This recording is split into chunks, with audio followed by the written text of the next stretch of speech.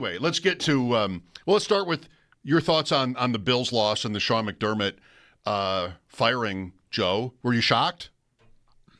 Well, believe me, I would much rather talk about youth baseball than hear about Mark Trestman or Mike Marks, who had Thank you for being there. Thanks for listening, Joe. Trestman. Oh, Ditka. I think you said leader of men. No, the opposite of that. Like, if you're asking a Bears fan, what is the opposite of leader of men, worst leader of men you've ever seen, the answer would be Mark Trestman. But Ditka is still out there. Ditka is still a name. Yeah. Anyway, Yeah, sorry, Joe. I don't know how much longer he's going to be out there. Move it along, Joe.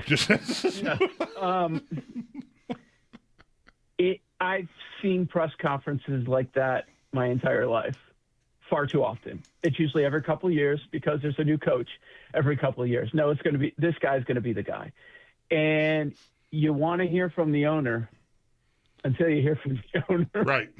In most cases. Because they're not media trained, and you're like, okay, we get some insight into exactly how the sausage is made, what's going in the thought process and all that, and it just feels like, oh no, it doesn't make you feel any better about the situation. A few different takeaways.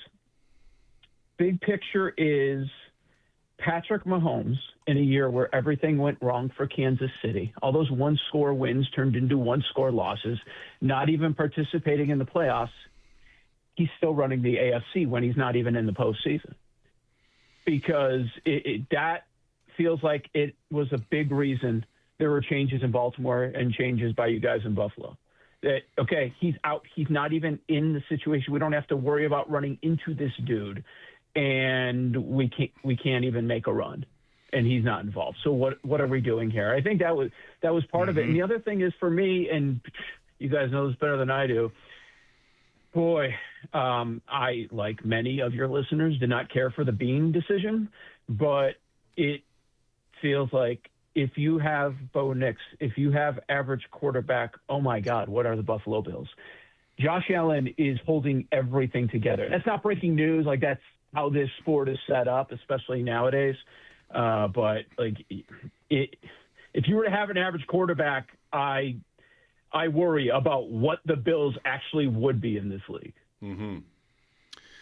Who do you think will be favored to win the AFC East next year? Will it be close? And does it depend on what happens here to New England going forward this season? Part of it depends. And what's going to be in the back of some people's minds is, boy, you had a few first-year coaches that were awesome. If Cohen, Ben Johnson, Vrabel still alive, like, that will linger. Will there be as much positivity around the hire? We'll see. But I would think it's going to be New England, even though the setup, which will also be discussed, I've heard the easiest schedule in 25 years. Yep. And now you're in the AFC Championship and you're going against the backup quarterback who only has like 5 starts in his career. And yeah, there's just everything that could go New England's way went New England's way. Part of it is going to be that who are their wide receivers, but I think it's going to be, it's probably going to be a co-favorite situation. And that sounds like a cop-out, but depending what New England does. Like, if New England's in the Super Bowl, it'll be New England as the favorite in that division. But if they lose to Jarrett Stidham, yeah. But yes, right. If they lose on Sunday, then it will probably be the Bills. I think I'm on Denver this week. You? Not alone. I have not heard one person, and I've talked to everybody about this. Of the people that I kind of care about their opinions, I have not heard one person say, I'm going to take New England. Really? -4.5, -5.5. Take that for what it is. Yeah. That could be good or bad. Yeah, that could be, exactly. The Denver spot isn't great because you have the rest disadvantage. Maybe they rally around Stidham. I don't know what the hell that's going to be. But, in the trenches, at least you expect them to have the big advantage there. They have a terrific offensive line, and they can put pressure on the quarterback. Drake May has not impressed me in the playoffs. I know They've taken care of their opponents quite easily. Actually, much of that is more so on the defense. I wonder, a defense that played to an average level all year, are you going to do this in 3 straight playoff games on the road in Denver? Yes, likely a poor quarterback, but are you going to be able to do it again? Because we didn't see them play to this level the entire year. And again, those setups were kind of easy. Do we put the Stroud performance on Stroud, or do we put it on New England? I think that's up for debate. And then, the Chargers are a completely decimated offensive line, but they've certainly been impressive. Are they going to be able to do that again? Historically, like, one trend that does stand out, last 50 years in the playoffs, when you have a home dog getting 4 points or more, they're a perfect 9-0 against the spread over the last 50 years. If there's a team that can get by with mediocre to subpar quarterback play, it might be Denver, just because they should own the trenches. And look, I think some of the reaction is we're talking about Bo Nix like he's better than Bo Nix. Like, he's a top 10 quarterback. He's not a top 10 quarterback in the league. And I think most people's opinion on the Broncos, when it was negative, it was about, hey, I don't really believe in Bo Nix. Right. So he's not there. The thing about him that they may miss, though, is his legs. Like, he's not, like, elite there, but he extended enough and will get the odd first down carry. We even saw it on Saturday. So, like, there is that piece. And I don't think Stidham gives you much in that regard at all. Yeah. Okay. I would agree with you. The total's gone up a little bit. It is a very low total. It was 41, and now it's in that 42.5 area. So it would not take much to go over. On the Patriots side, one thing that I do like, man, they pushed the ball deep, and the catches by the receivers last week, absolutely spectacular. And you can get the Broncos on the deep ball once in a while. So I think you're going to get the best effort. It might be one of those things where it's Denver early, and then New England ends up taking over. Can I have that stat again, Joe? Home dogs by 4 or more, last 50 years, 9-0 against the spread. Is that the championship round? Is that all playoffs? That's all playoffs. Really? So none of these teams that were like the 9-8 division winner, like Carolina. Carolina covered this year. Carolina fits this. They're on the list. Carolina was part of this. Yes. Every one of these teams is covered as a 4-point underdog at home. Interesting. Anything quickly on the NFC matchup?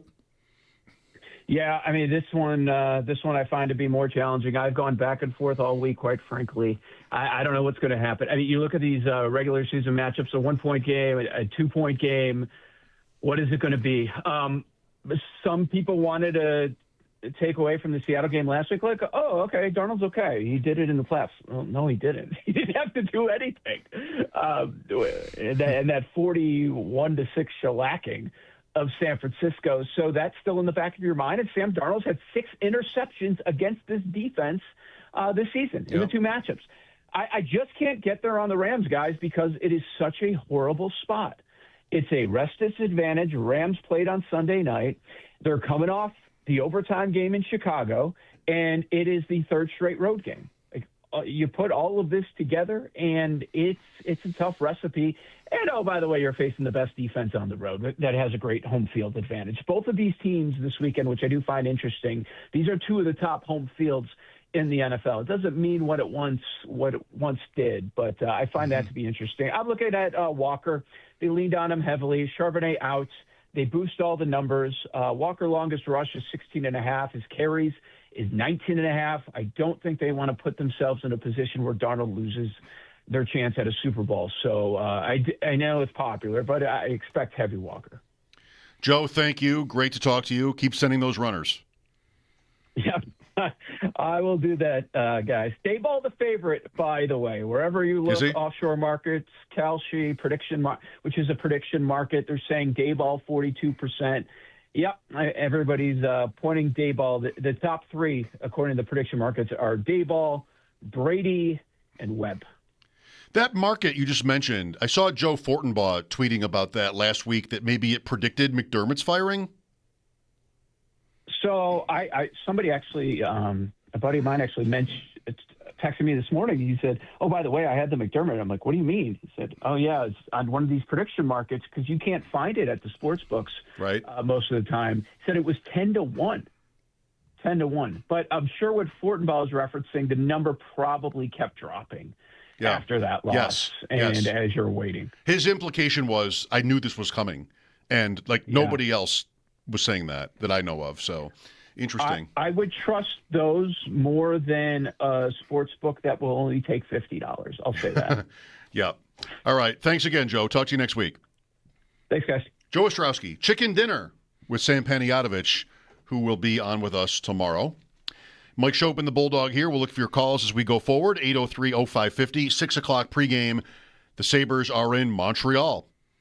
Kind of big. Kind of. Back-to-back weeks here, Thursday nights with Montreal, and games that, matter in the standings. If you're not up to speed on it yet because you've been swallowed whole by the Bills news all week, the Sabres go into play tonight 4 points behind Montreal for third in the division, and they have played one fewer game. The Sabres have played one fewer game. Okay. That'll still be true after tonight. That's right. Montreal is here next weekend as well. That's right. Again. Back after this timeout, Mike Schopp and the Bulldog.